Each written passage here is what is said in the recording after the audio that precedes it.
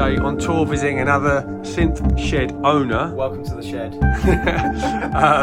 And an amazing setup. So we're actually, if I just show you this, we're at the home studios of San-Gorg. This is the man behind San-Gorg. Hello, hello. And he's gonna walk us through this, as you can see just from a quick glance, pretty amazing synth setup.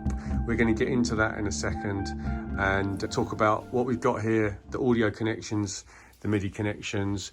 Quick guide to like the machines on show here before we get into how everything's connected. What have you got? What's in front? What's on camera here? Yeah, cool. Okay, so it's quite a labour of love putting these various bits together, but I'd say let's start here. This is the Super Gemini. This is by UDO. This is my Poly. I guess it's like the flagship synth if you want, but using this for arpeggiators, pads, all sorts of like, you know, nice sounding stuff. Nice. This is the Pro 3, Sequential Pro 3. Yep. And I'm using this really for very analog sounds. I like to route a lot of stuff into here as well, and then use the filters, and it's got really lovely like analog filters. So it's got an audio input you can run other machine sounds into. Yeah. So the mixer really allows me to route a lot of things where I need it to, but just on that Pro 3 point, what I can do is I can basically send stuff out into the submix here. So that submix, got it. That's just anything you route into that is going into I've the got Pro 3. each of these channels has got a sub button. Nice. And I can basically route that into the sub mix, and then that sub mix goes out into audio in, and then once that stuff comes in here, I've got lovely analog kind of filters to play with there.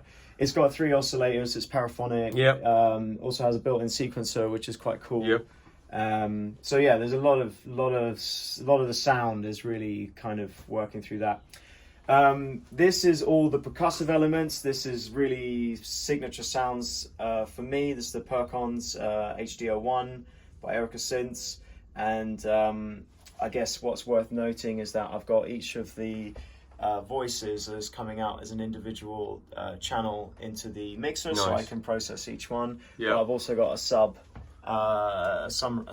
piece that allows me to use all these effects units here. So it's got really nice compressor, it's got good feedback, delays, bucket relay, brigade delay stuff. So the master effects and other things, you've still got those on a master channel. You can't basically, once you have engaged the individual voices, you can't process them through this effects unit. So what I've done to kind of compensate for that is to have another channel strip which sort of sums, I can send stuff from here into there, and then I can do stuff with that. Got you. So you've kind of got both individual option and the master option with effects, which we'll look at how you set up on the mixer, because that's a good thing. Yeah. And then the final like sound source. So well, this is this little guy. This is the Malevolent and PW Malevolent. Yeah. And this thing is an absolute wild beast. It's very unpredictable. It sounds really like, it gets really sort of great basses, gritty sounds. Like I use it a lot for things like noise beds and kind of unsettling soundscape type stuff. Because some people think of this guy, the Pro 3, as a pretty aggressive sounding kind of synth, but this one kind of like it takes it to another level a little bit. I'd say this one is a really reliable workhorse. You sort of know what you're going to get from it, and you can make it go very gritty and hard, but you can also get some nice soft sort of sounding stuff, especially with the paraphonic. Whereas this one here, it's almost like it's a bit of a lottery in terms of what you're going to get out of it sound wise. It's lovely. It's got a jog wheel as well, it's arpeggiator.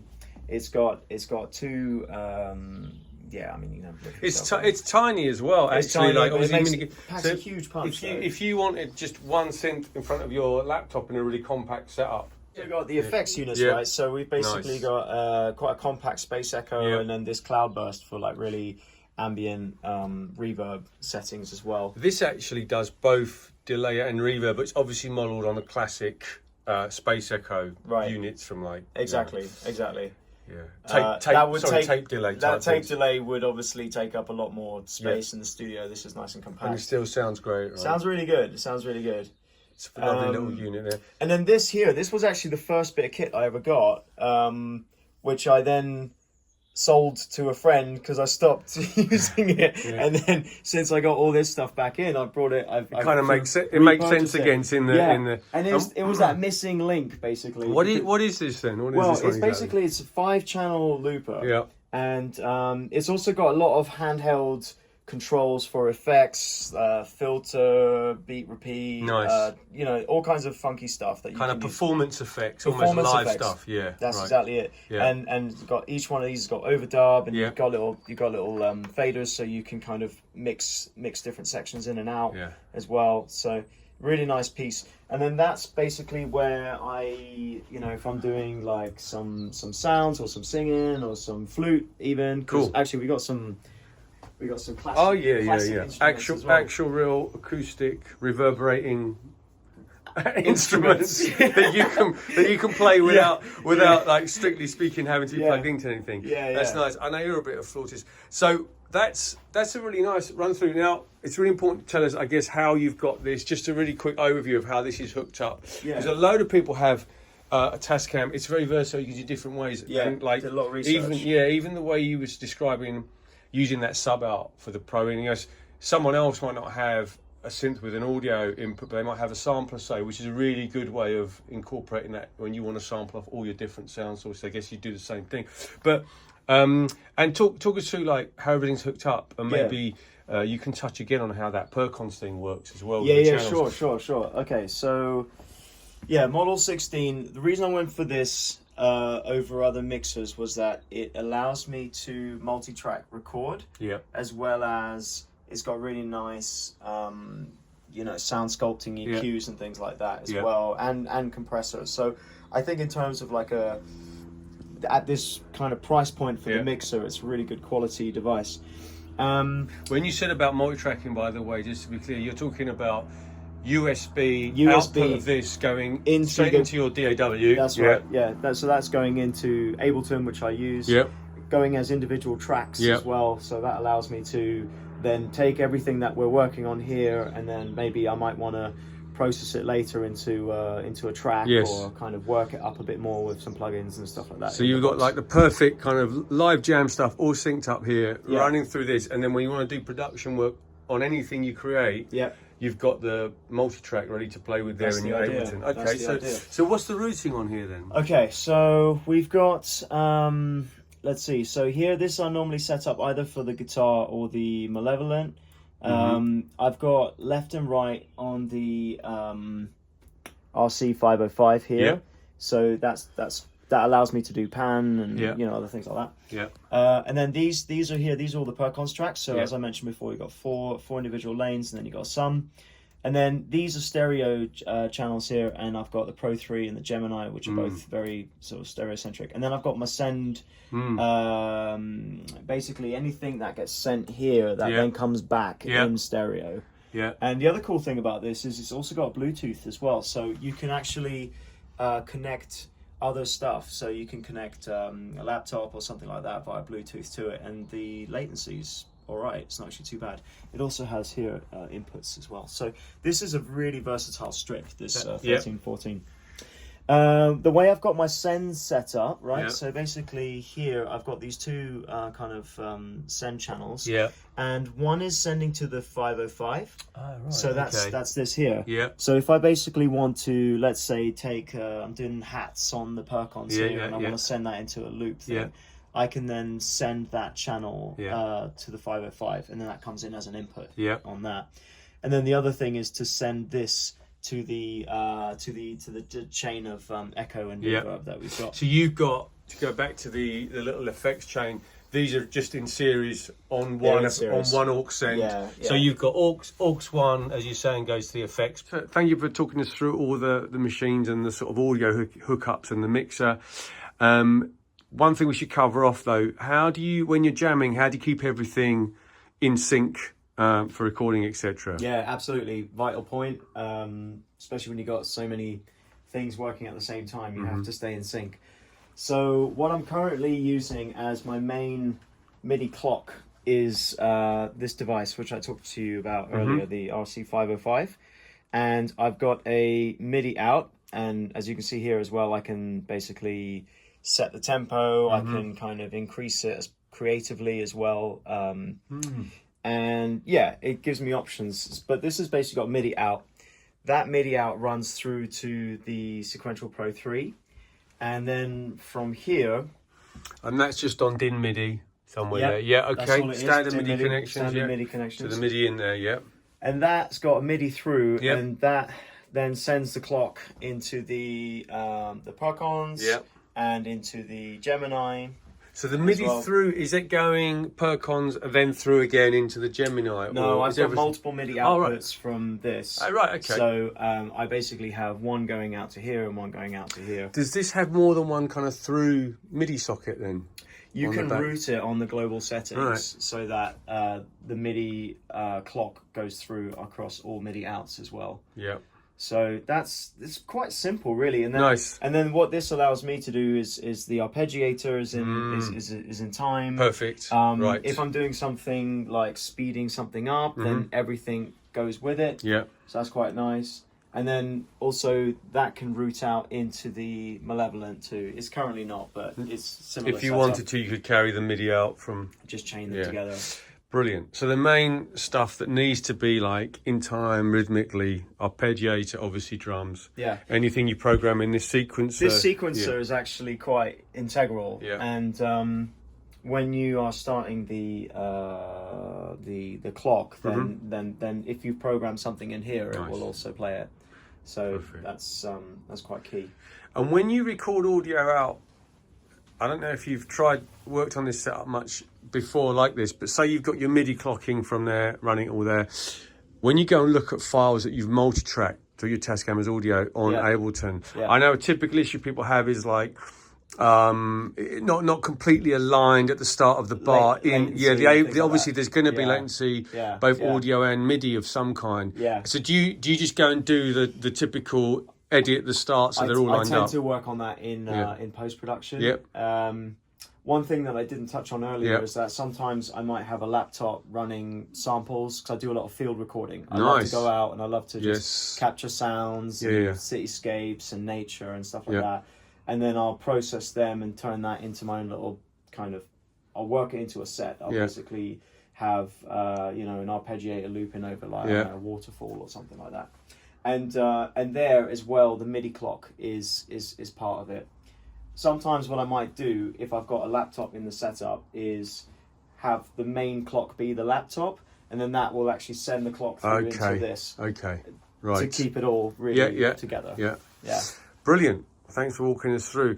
Do us maybe give us a quick sample of each machine on its own, just what it sounds like, the kind of whatever you've got set up at the moment for a potential set. Yeah, no worries. Let's start. I always like to. Well, you can start with anything, but let's start off with the Perkons. Let's see what we got going on here. So you just started the clock from the RC505, started the clock from the and RC505. we saw that start running. Okay. Here's a little something I made earlier.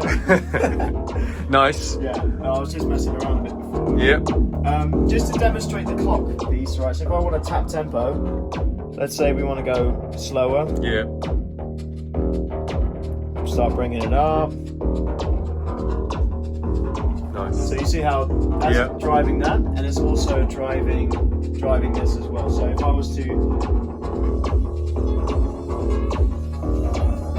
Nice. So that's this guy.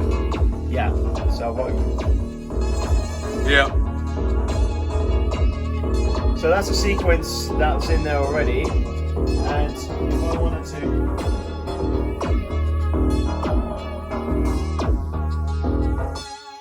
See?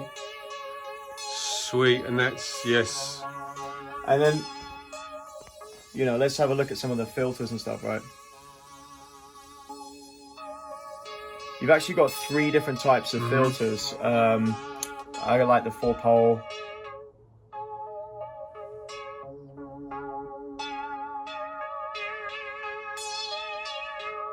It's nice. And then,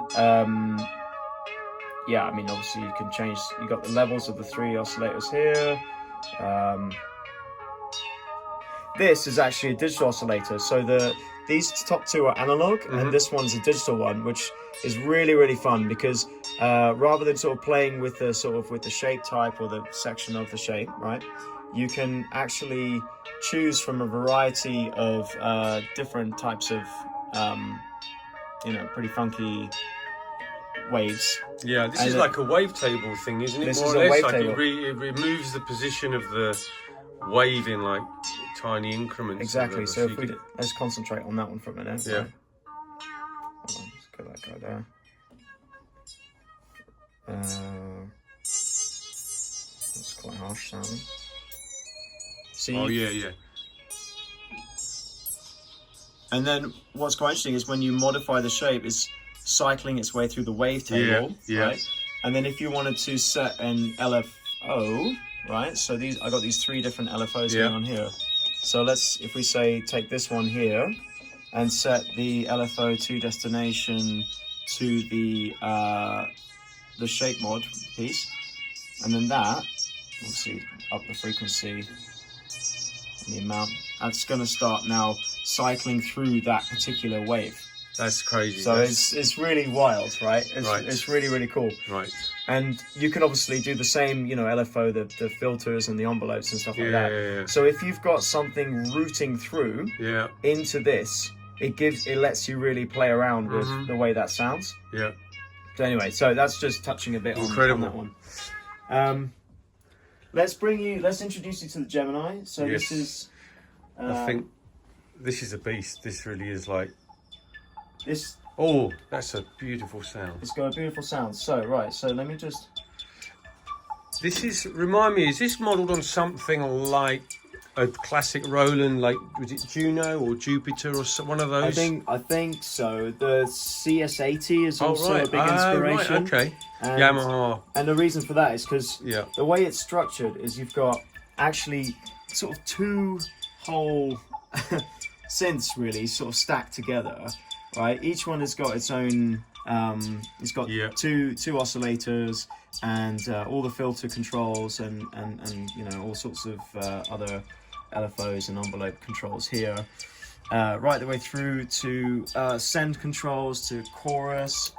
You see here. Let's do some beautiful stuff here. Right, and then so you've got the same going on with each of these patches, and then what you can do is actually have a performance element of the patches. So like right now we're in the upper layer. So if I wanted to start messing around, playing around with that, and then I want to go to the lower layer, right? I think right now it's got a dual keyboard split, right? So we're on the lower bit here, and what we can then do is you can assign here, these are like the voices, so you can either go like polyphonic mode. I'm just going to turn that a bit so we can hear you. Oh, sorry. That's all right. So you see here it's external clock sync, right? Yep. So that's linking to here. Yes. If I wanted to, it's not, I don't think it's on an arpeggiator, this particular one. Maybe it is. Mm-hmm. So you can really start to play with the speed of it. Yep. Whilst keeping everything else in sync, like obviously. A ribbon controller, which you can assign to things. Holy cow. Portmanteau. You see, you get a whole different sort of vibe to it straight away. This is the binaural synthesis, so this is quite a nice piece to it. But what I sometimes like to do, it's got 20 voices, right? You can actually just put all 20 voices into a huge bass as well, right? So doesn't that break your speakers, basically? Or? They can just about handle it. they're pretty beefy, to be fair. Yeah, the Adams. So, okay. Anyway, so yeah, we can play a lot. There'll be a lot of fun when we jam on this one, right? Good. I'll let you have a little. Cool. All right. And we should just say a quick word about the Perkons as well. Yeah. Because this is like not your average. Oof! It's not your average drum machine, is it? Yeah. So I'd say a big part of my sound is I've got basically a bunch of singles coming out this year. So you'll hear the Perkons really flexing. But what I love about this is it's got an absolutely like quite an aggressive, meaty type sound to it.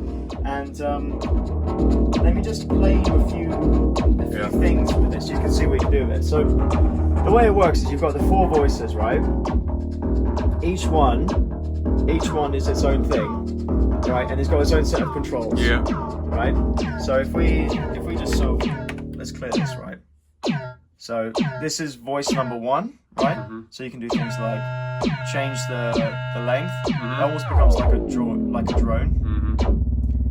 right? And then you've got different parameters. It's probably too deep to hear on the phone. You've got the cutoffs for it as well. And then this can then send its way through to the BBD, and you've got an LFO that sits on it as well. That's getting heavy. Now we're only recording through an iPhone speaker at the moment, but I'm sure people can still get a pretty good vibe. It's just a wow. And then here.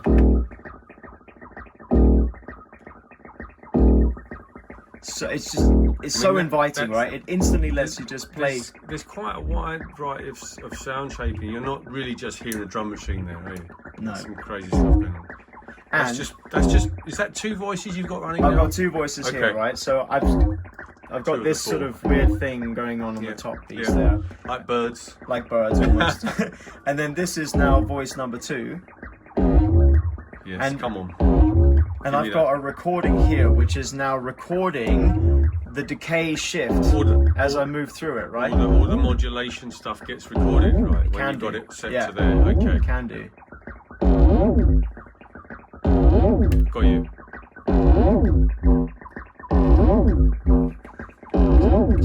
Then the hats as well.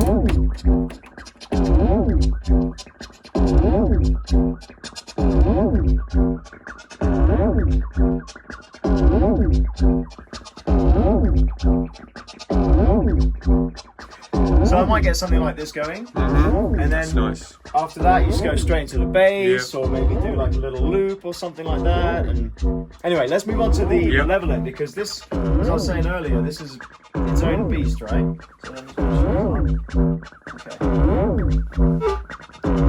Okay, so this is very, very kind of analog sounding as well.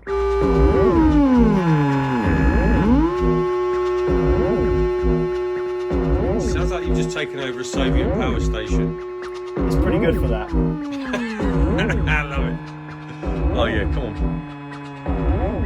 Is this going through anything else, like effects, or this is just as it sounds? And you can actually route all of these elements as well, right? So you know, there's like semi-modular connections in here. Okay.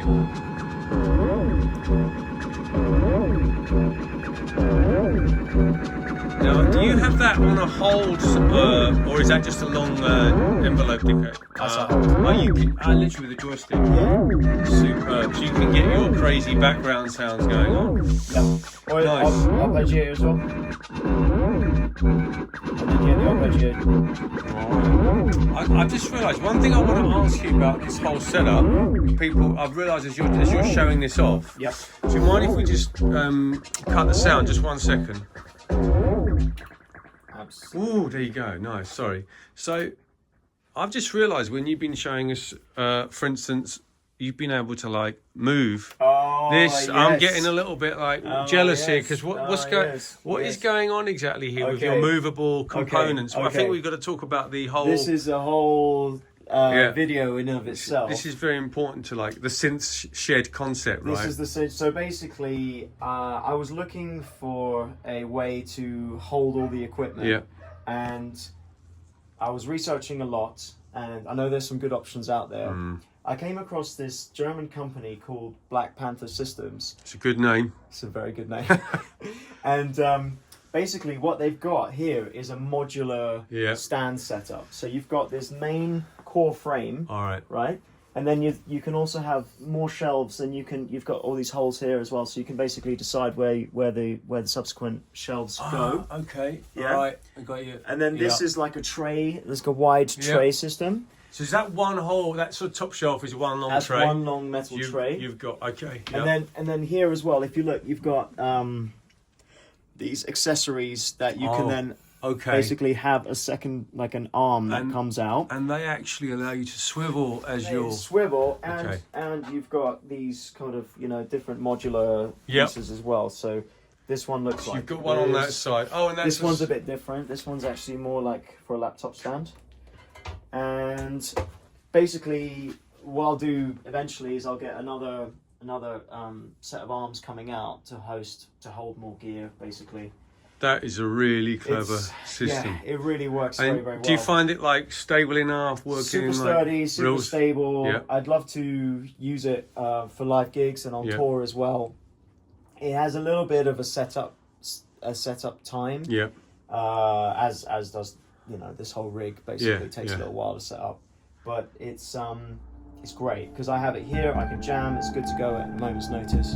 Nice. And it's super sturdy as well. So love it. Thank you very much for the tour. No, cheers. Thanks for listening.